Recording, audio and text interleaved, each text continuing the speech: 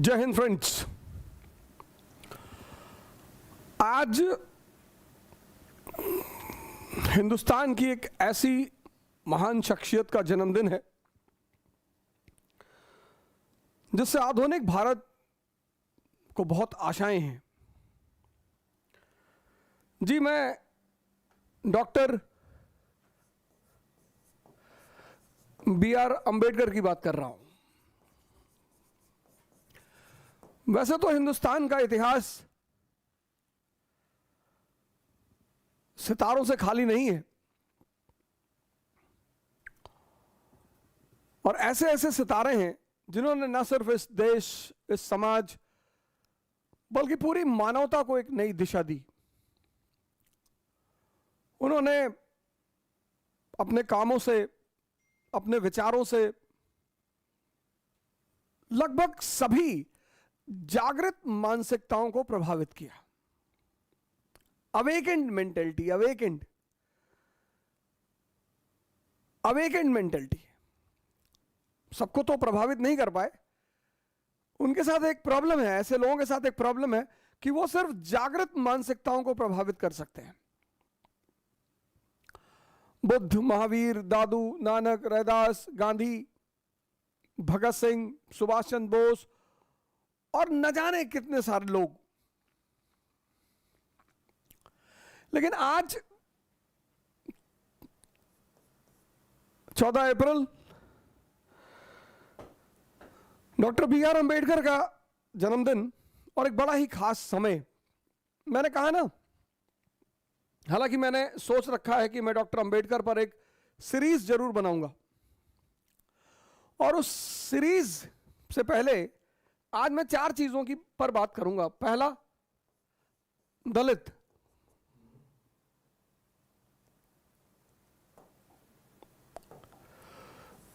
दूसरा, डिग्निटी।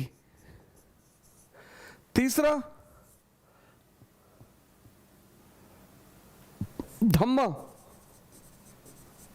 और चौथा, डेमोक्रेसी।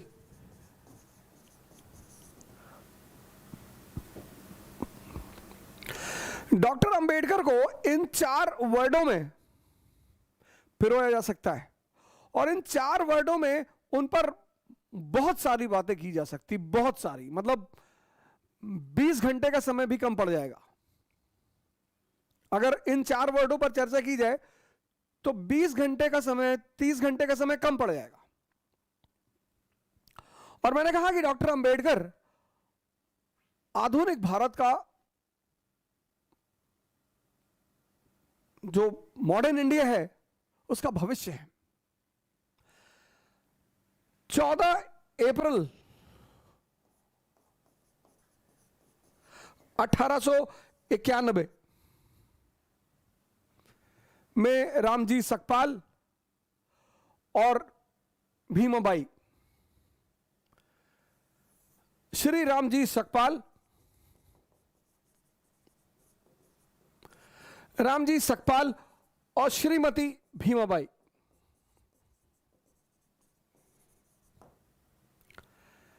इन दोनों के 14 लड़के थे।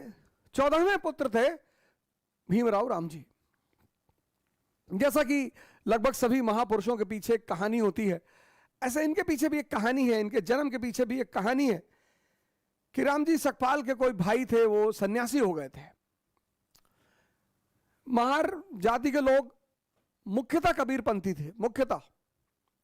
और कबीर का वो नारे, उस नारे में बड़ा विश्वास रखते थे कि जाति पात पूछे नहीं कोई और हरि का भजे सो हरि का होई। तो डॉक्टर अंबेडकर के पीछे भी एक कहानी है कि इनके जन्म के पीछे एक कहानी है कि रामजी सकपाल जी के कोई भाई थे, वो आरंभिक दिनों में सन्यासी हो गए थे। तो एक बार शायद वो संतों के साथ सकपाल जी के गांव की तरफ से गुजर रहे थे, तो गांव की किसी महिला ने उन्हें देख लिया। तो उसने आके रामजी सकपाल जी को बताया कि आपके वो भाई जो सन्यासी हो गए, वो गांव से गुजर रहे हैं। तो सकपाल जी भागते हुए उनके पास आए कि प्रभु महाराज, हमारे दरवाजे चले, हमें भी सेवा करने का मौका दें। उन्होंने कहा, यार घर तो तुम्हारे नहीं जा पाएंगे, अब तो मेरा कोई घर नहीं, मैं सन्यासी, सब कुछ मैं त्याग चुका हूं, लेकिन तुमको एक आशीर्वाद देता हूं कि तुम्हारे घर में एक ऐसा पुत्र पैदा होगा, ऐसा लड़का पैदा होगा जो पूरे इतिहास को एक नई दिशा देगा, एक नया डायरेक्शन देगा।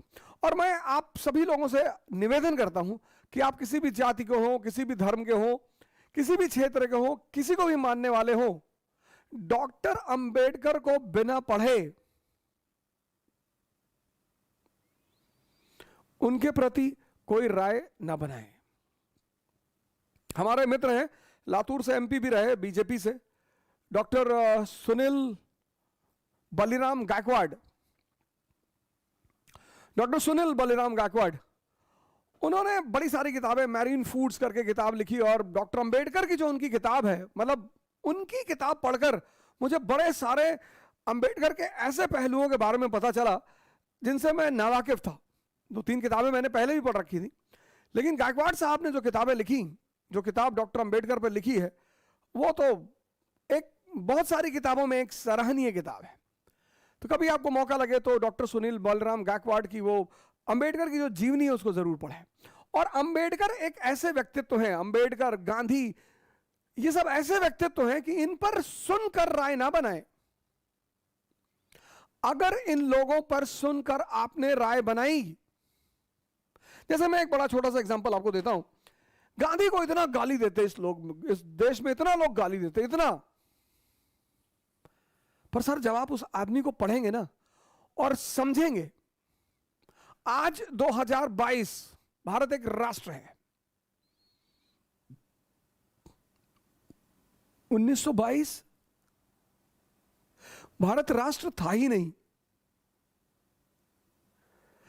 आज 2022 भारत एक राष्ट्र है, सशक्त राष्ट्र है, दुनिया में एक हस्ती है इस देश की। लेकिन राष्ट्र के नाम पर आज भी लोगों को इकट्ठा करना मुश्किल है। आज जाति के नाम पर लोगों को इकट्ठा करना आसान है, धर्म के नाम पर लोगों को इकट्ठा करना आसान है, क्षेत्र के नाम पर इकट्ठा करना आसान है। 1920 का भारत, 2022 का भारत, भारत एक राष्ट्र है, सशक्त राष्ट्र है। और आज भारत के लोगों को नेशन के आधार पर एकत्र करना मुश्किल है।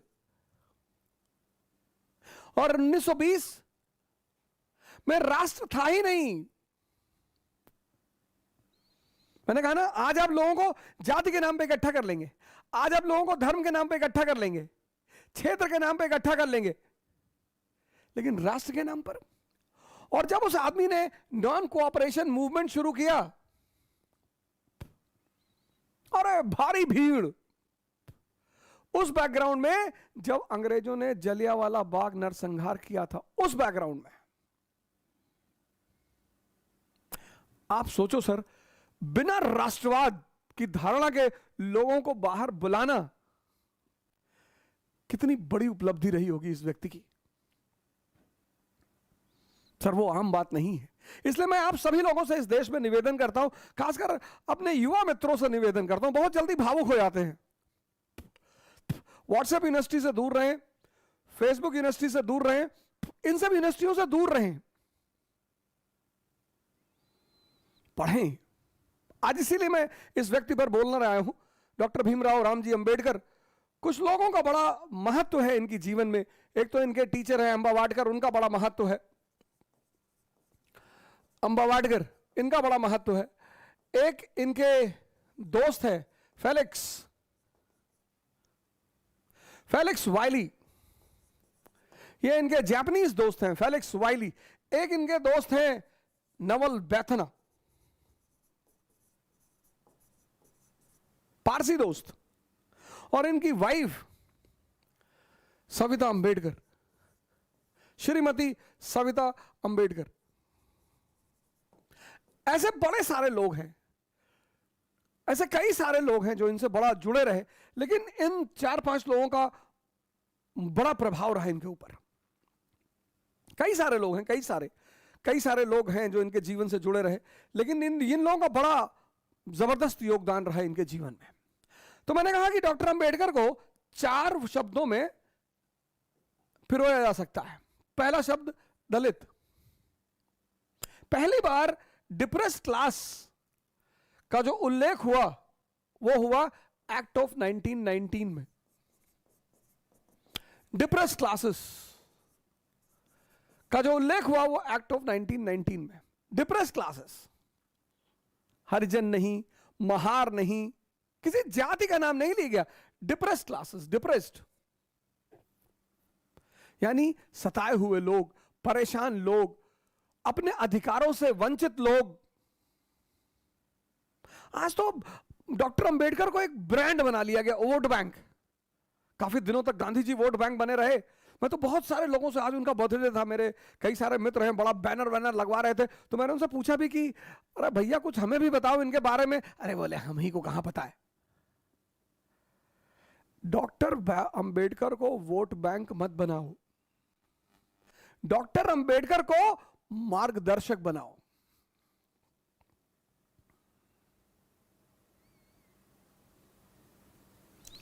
डॉक्टर अंबेडकर को वोट बैंक मत बनाओ, डॉक्टर अंबेडकर को मार्गदर्शक बनाओ।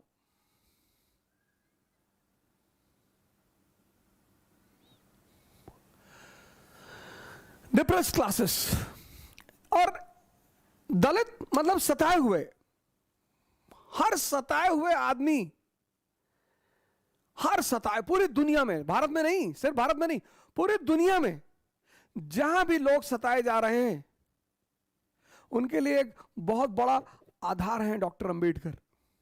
उनके लिए एक बहुत बड़ा सहारा है डॉक्टर अंबेडकर। मैं अक्सर ये बात कहता हूं कि जीवन में बेइज्जती बहुत जरूरी है। बेइज्जती ऊर्जा पैदा करती है,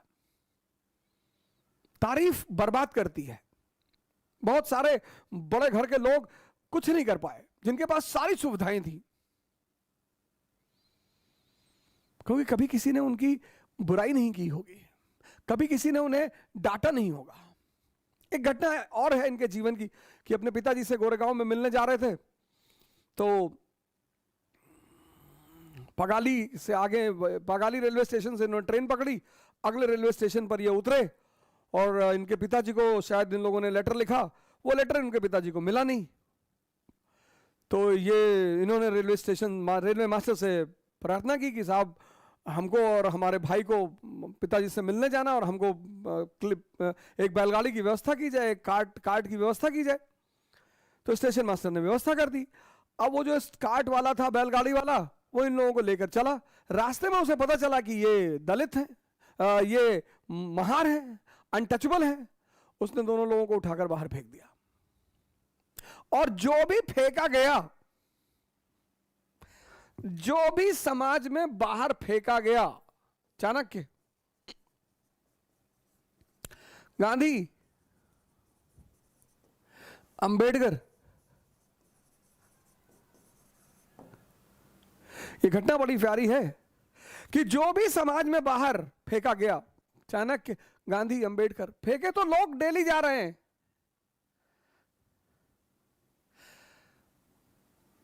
पर उन्हें रास्ता नहीं पता है। जो भी दलित है, जो भी सप्रेस्ड है, जो भी दलित का किसी जाति विशेष से लेना देना नहीं है। डिप्रेस्ड क्लासेस, जो भी फेंका गया वो जागृत हुआ। अगर वो जागा कि मैं इसलिए फेंका गया, फिर उसने बड़ा नाम किया।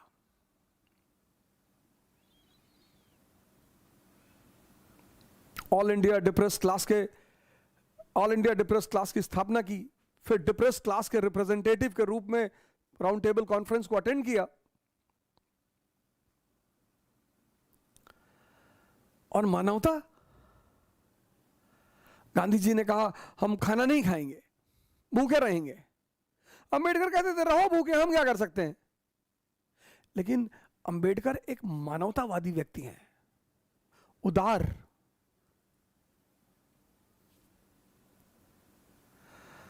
गांधी जी का सम्मान किया, इज्जत किया, हिंदू धर्म का सम्मान किया, इज्जत किया और पूना समझौते पर दस्तखत किया। कोई दबाव नहीं था, ब्रिटिश सत्ता उनके साथ खड़ी थी, कोई दबाव नहीं था, कोई प्रलोभन नहीं था। यह बात हर हिंदुस्तानी को जाननी चाहिए। इसलिए दुनिया में सभी दमित वर्गों का सहारा है डॉक्टर अंबेडकर। दूसरी बात मैंने कहा, दूसरा डी जो डॉक्टर अंबेडकर से जुड़ा हुआ है, डिग्निटी।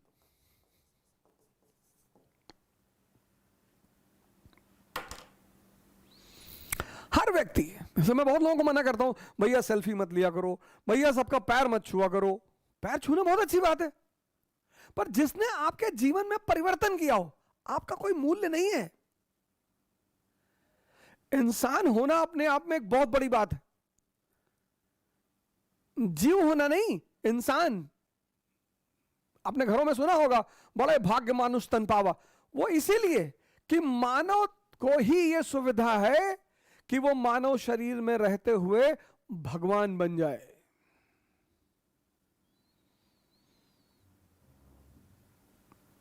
जानवर को यह सुविधा नहीं है, वृक्ष को यह सुविधा नहीं है, बाकी किसी को यह सुविधा नहीं है। इसी को तो कहते हैं कन्वर्जन। सिद्धार्थ से बुद्ध, वर्धमान से महावीर, नरेंद्र से विवेकानंद।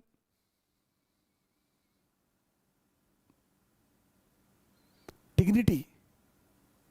हर व्यक्ति को अपने जीवन में अपनी डिग्निटी का ख्याल रखना चाहिए, क्योंकि आप कहते, आपको मोटिवेशन की जरूरत क्यों पड़ती? आपके अंदर ऊर्जा ही नहीं। ऊर्जा क्यों नहीं है? क्योंकि आप अपनी डिग्निटी की चिंता ही नहीं करते। आप मानते नहीं कि आप कोई हैं। आप विधायक देखा, आपने पैर पकड़ लिया, आपने सांसद देखा, आपने पैर पकड़ लिया। ये सब सेवक हैं आपके। इनको आपका पैर छूना चाहिए। We the people of India solemnly resolve. तो इस पे कहानी है बड़ी छोटी सी, जो मुझे बड़ी प्रभावित करती है डॉक्टर अंबेडकर की। तो लंदन लाइब्रेरी में थे तो खाना तो होता नहीं था, इतना पैसा होता नहीं था कि दोपहर का खाना जाकर बाहर खा लें। तो वही लाइब्रेरी में मेज पे सर रखकर एक पैटीज खा के पानी पी लेते थे। एक दिन पकड़ गए तो लाइब्रेरी से रेस्टिकेट हो गए। जब रेस्टिकेट हुए तब इन्होंने लाइब्रेरियन को अपनी कहानी बताई। पहले नहीं बताई, हम गरीब हैं, ये है ना, डिग्निटी। तुम पूछते हो ना ऊर्जा कहां से आती है? ऊर्जा डिग्निटी से आती है। जब तुम अपने आप को कुछ समझते हो, इसका मतलब यह नहीं कि तुम तिरछे हो जाओ, ऐसे हो जाओ, अहंकार में आ जाओ। ना, तुम इंसान हो। यह मानव की सबसे बड़ी कृति है, और इंसान भगवान बनने की क्षमता लेकर पैदा हुआ है। ये कम है? तो इन्होंने लाइब्रेरियन से ये नहीं कहा मैं गरीब हूं, साहब हमको मौका दे दिए। नहीं, इन्होंने कहा सर पैसे नहीं है इसलिए मैं ऐसा करता हूं।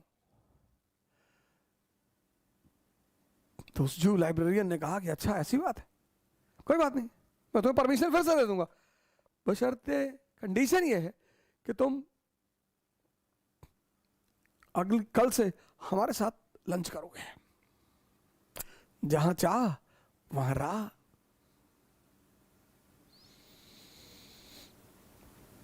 जहां बेइज्जती वहां उत्थान। जो भी कहीं परेशान है। तीसरा डी, मैं आज बहुत ज्यादा समय तो आप लोगों का नहीं लूंगा, लेकिन मैं सीरीज बनाऊंगा। मैंने ये प्लान बना लिया है कि भारत की जितनी भी महान हस्तियां हैं, पहले भारत से ही शुरू करूंगा, उन पे मैं एक सीरीज बनाऊंगा। अंबेडकर, गांधी, भगत सिंह, सुभाष चंद्र बोस, पूरी सीरीज। अब उसमें जो भी समय लगे, जब भी शुरू हो, नौजवान क्रांति के अगले हिस्से में यही कहानी चलेगी। तीसरा डी जो डॉक्टर अंबेडकर से जुड़ा हुआ है वो है धम्म। बुद्ध से बहुत प्रभावित है, बहुत। और एक बात बुद्धा एंड हिज गॉस्पेल में लिखते हैं कि बस एक बात मुझे बुद्ध की बहुत पसंद है कि बुद्ध मानव गरिमा को सर्वोच्च स्थान देते हैं कि तुमसे बड़ा कोई नहीं। हिंदू धर्म में भगवान, इस्लाम में अल्लाह, क्रिश्चियनिटी में गॉड। तो अब अगर तुम हिंदू धर्म से छोड़कर, हिंदू रिलीजन को तुमने छोड़ा और तुम इस्लाम में आ गए, या इस्लाम को तुमने छोड़ा और तुमने क्रिश्चियनिटी अपना ली, तो यहां भगवान, अब तुमने भगवान को छोड़ा तो तुम अल्लाह की शरण में आ गए, अब तुम अल्लाह को छोड़ोगे तो तुम गॉड की शरण में आ जाओगे। लेकिन बुद्ध इन सब से अलग है, सबसे। बुद्ध इन सब से अलग है। वो कहते हैं किसी की शरण में जाने की कोई जरूरत नहीं है। आत्मदीपो भव। कहने किसी की शरण में जाने की कोई जरूरत नहीं है। यह बात डॉक्टर अंबेडकर ने अपनी किताब में व्यक्त किया कि मुझे बुद्ध पसंद क्यों है, मैं क्यों बुद्ध धर्म की तरफ जा रहा हूं। 14 अक्टूबर 1956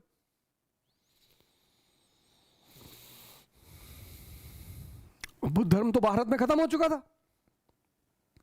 तो डॉक्टर अंबेडकर ने, अब बुद्ध धर्म के 3 सेक्ट हैं प्रमुख, हीनयान, महायान, वज्रयान।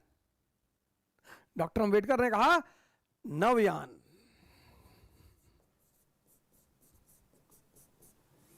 यही भारतीयता के लक्ष्य को मजबूत करेगा। नवयान, हीनयान, महायान, बुद्धयान। समय के साथ परिस्थितियां बदलती हैं। हीनयान 2 चीजों का सम्मिश्रण है, एक मुक्ति का, लिबरेशन का, और दूसरा इगैलिटेरियनिज्म का। नवयान, क्या कॉन्सेप्ट दिया डॉक्टर अंबेडकर ने। नवयान, बुद्ध का एक नया रूप।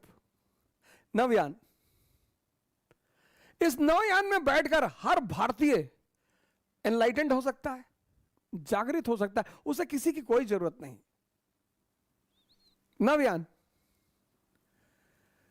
उसे किसी की कोई जरूरत नहीं। और इस नवयान में सम्मिलित प्रति व्यक्ति भारतीय होगा। ना वो हिंदू होगा, ना वो मुसलमान होगा, ना वो शूद्र होगा, ना वो ब्राह्मण होगा, ना वो क्षत्रिय होगा। और यही भारत का भविष्य है। क्या विचारधारा रही होगी उस व्यक्ति की। यही भारत का भविष्य है। श्रीलंका में अटेंड किया, बुद्धिस्ट काउंसिल बर्मा में किया, टोक्यो में किया, फिर सब जगह सुनने के बाद तिब्बत से किताबों को मंगवाया। तब उन्होंने एक नए कॉन्सेप्ट को पैदा किया, नवयान।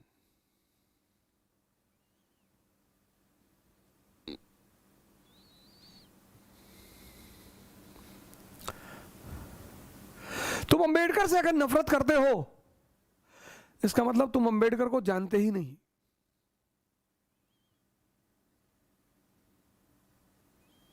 और अंबेडकर का तो एक ही नारा है, तो धम्मा। और चौथी बात, चौथा डी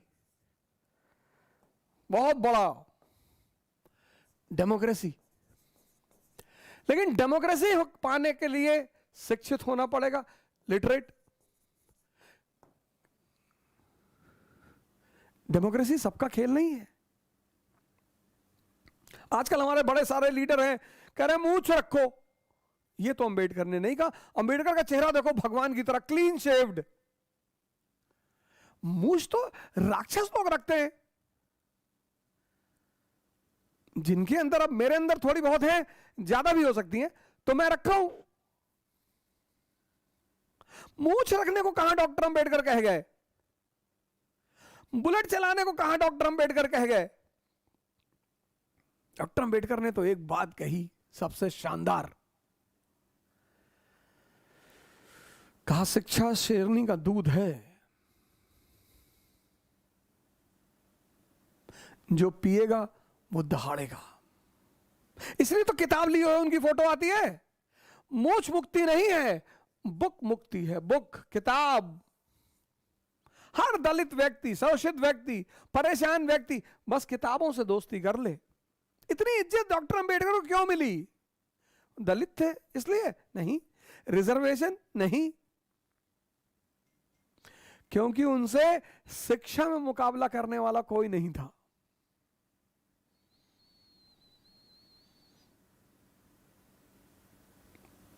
आज तो जो सो कॉल्ड निम्न जाति के लोग खुद को प्राउड फील करते हैं, अपने जाति को बुलाना नहीं। अंबेडकर तुम्हें ब्राह्मण बनाना चाहते हैं। ब्राह्मण मतलब ज्ञानी, और ज्ञान से सम्मान है। ब्राह्मण मतलब जाति नहीं, शुक्ला तिवारी मिश्रा पांडे ये नहीं। ब्राह्मण मतलब ज्ञानी।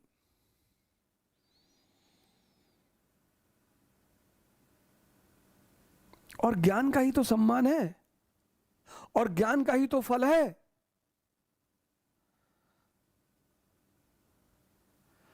अब कोई शूद्र जो है निम्न जाति का, वो अगर 50 ब्राह्मण और ठाकुर और सवर्णों के बीच खड़ा है और वेद पे बोल रहा है, पुराण पे बोल रहा है, उपनिषद पे बोल रहा है, सजदा कर जाएंगे लोग, हाथ जोड़ लेंगे कि अरे अरे भैया ये है मंत्र, ये किताब मंत्र है, किताब।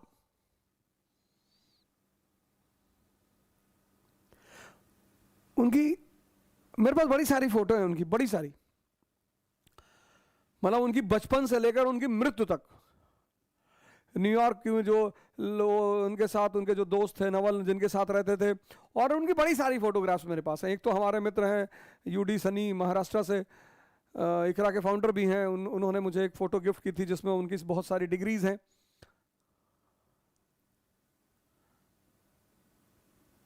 अंबेडकर का ये 4D इस देश को बचाएगा। पहला, दलित, जो भी शोषित हैं, दमित हैं, उनको जागना पड़ेगा। दूसरा D, डिग्निटी पैदा करो अपने अंदर। प्रधान देख लिए गांव का, जाके पैर छू ले रहे हो, भैया तुमको खाना दे रहा है यार। तीसरा D, नव्यान, भारतीयता की भावना पैदा करो। नव्यान, अंबेडकर का बड़ा प्यारा कॉन्सेप्ट है नव्यान। और चौथा D, डेमोक्रेसी। और डेमोक्रेसी का आधार स्तंभ है एजुकेशन।